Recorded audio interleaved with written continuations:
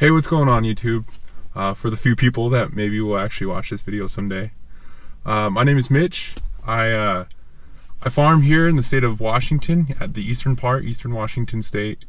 And I just wanted to create a couple YouTube videos and maybe hopefully start a series to be able to show everyone all the cool things that I get to do on a daily basis with my dad and bring you along for all the ventures.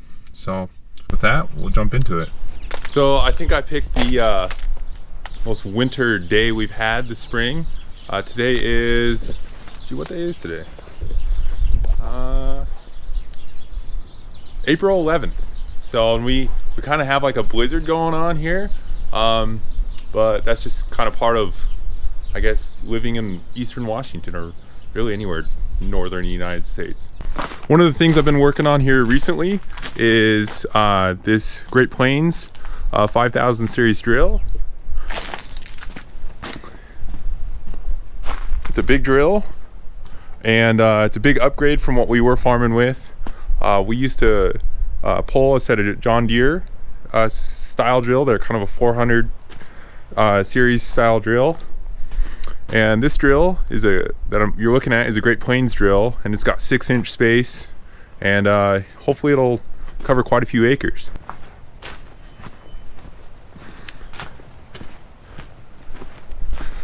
Been working on putting all the openers and liquid fertilizer and dry fertilizer tubes and everything back on the drill. So as you can see, one of the things that has been giving me a tough time is all of these screws right in here. So you can see those. Those used to not be stainless steel, so I'm having to go through on each opener, and on a 50-foot drill with 6-inch space, there are 100 openers. So I've been going through and replacing those with stainless steel so they won't ever rust. And the same deal here with the bracket that holds the liquid fertilizer on. You can see it right there. And going through and putting stainless steel on all that stuff, making sure all of your lines, your plastic lines are not plugged. All of your dry fertilizer lines, they're all on there nice.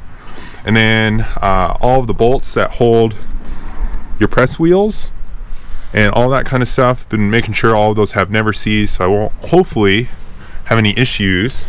So that's kind of just a few of the things I've been working on outside. Today is not an ideal to be working outside, so I think I'm gonna mosey on into the shop, and there's quite a few other things to be working on.